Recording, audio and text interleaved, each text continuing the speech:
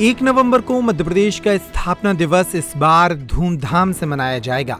इस बार के स्थापना दिवस में देश के जाने माने गायक जुबिन नौटियाल मध्य प्रदेश आकर प्रस्तुति देंगे।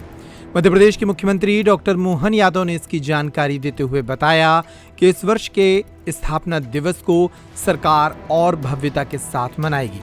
इस दौरान विक्रमादित्य नाट्य का आयोजन भी होगा। विक्रमादित्य ने न्याय और सुशासन की स्थापना करने का काम किया था। इस पूरे आयोजन को लाल परेड मैदान में आयोजित किया जाएगा। अलग अलग 5 मंचों पर इसका नाटक होगा। इस नाटक की लोकप्रियता पहले भी देश भर में है और अब इसे स्थापना दिवस पर कराया जाएगा।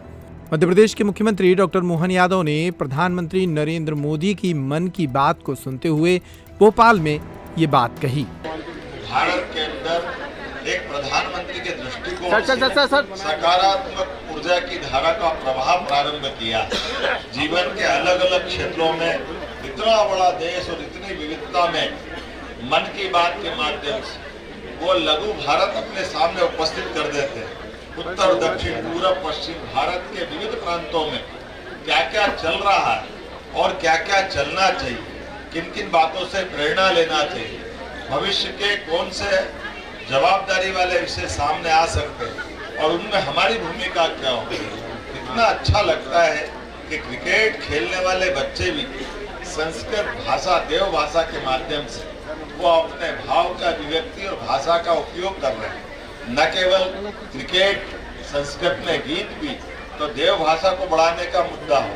कॉफी के उत्पादन से लेकर कॉफी के टेस्ट तक हमारे क्षेत्र के प्रत्येक विषय को लेकर माननीय मोदी जी हर बार मन की बात में वो सारे प्रेरक प्रसंगों को सामने रखते हुए वंदे मातरम की बात करके उनने हमको प्रेरित किया, जिसके बलबूते पर एक शब्द में देश की आजादी की ललक 150 साल पहले बंकिम चंद्र चट्टोपाध्याय जी के माध्यम से, और ये तो हम सबको भी पहली बार जानकारी आई है।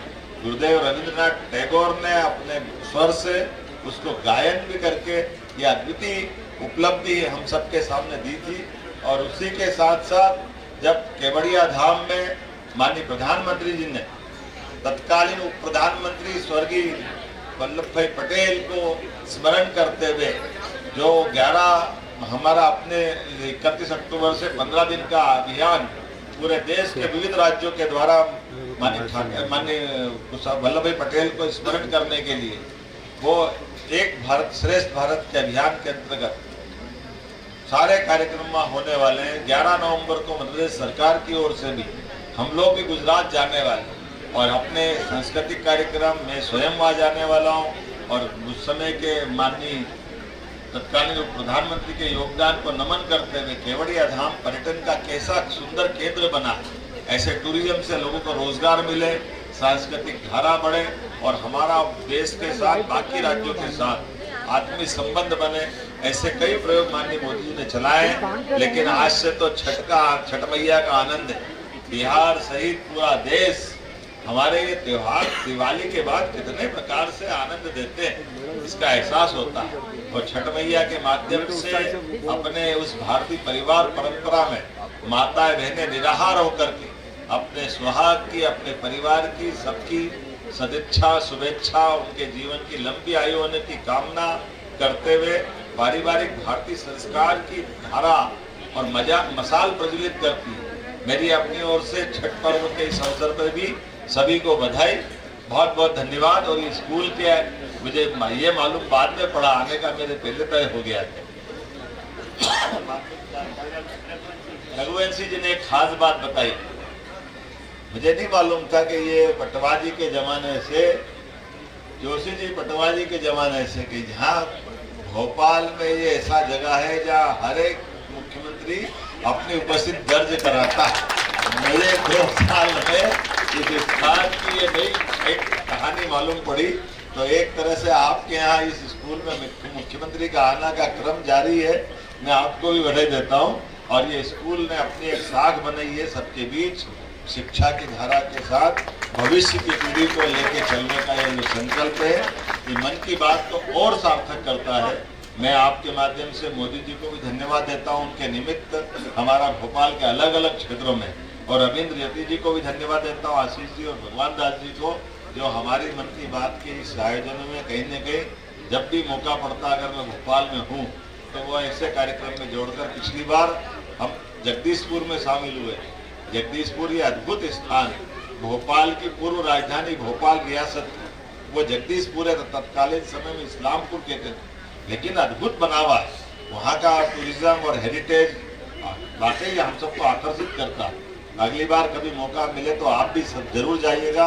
एक दो जानकारी आपको जरूर देना चाहूँगा।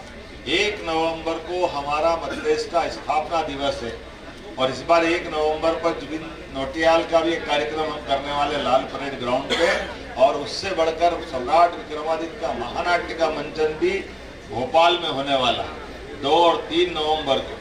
वाकई वो अद्भुत 2000 साल पुराना सम्राट विक्रमादित्य का काल, जब अपने देश के अंदर भारत में यहाँ से लगा करके अफगानिस्तान के आगे हिंदू पुस्तक पूरा भारत शकों के आगोश में विदेशी आक्रांताओं ने हमारे देश को गुलाम बना लिया, लेकिन अपने मध्य प्रदेश से विक्रमादित्य ने आज़ादी की ललक और आज़ादी की लड़ाई प्रारंभ की। और न केवल पूरा भारत बल्कि सांस्कृतिक रूप से तो आज की दृष्टिकोण से पाकिस्तान, बांग्लादेश, भूटान, बर्मा, नेपाल, अफगानिस्तान, उधर से बर्मा, वहां से लगा करके हिंदू पुस्तक पूरा भारत न केवल स्वतंत्र कराया बल्कि सुशासन की मिसाल कायम करते हुए विक्रमादित्य ने न्याय की परंपरा, दानशीलता की परंपरा, वीरता की परंपरा, विक्रम संवत का प्रादुर्भाव, सभी प्रकार के योग्य लोगों को आगे ला करके नवरत्नों की परंपरा, कितने प्रकार से विक्रमादित्य ने अपने उस भारत को गौरवान्वित करने वाले और हमारे अपने अतीत के एक ऐसे कुशल शासक की परिचय कराया जो आज भी सुशासन के लिए सर्वोच्च प्रतिमान माना जाता है। तो हमारे उस विक्रमादित्य के काल को पुनः सबके सामने मंचन कराते हुए लाल परेड ग्राउंड पे दौड़ता हुआ बच्चा घोड़ा लेकर के मैदान में, अभी तो हमने ऐसे नाटक देखे ही नहीं कि कोई मैदान में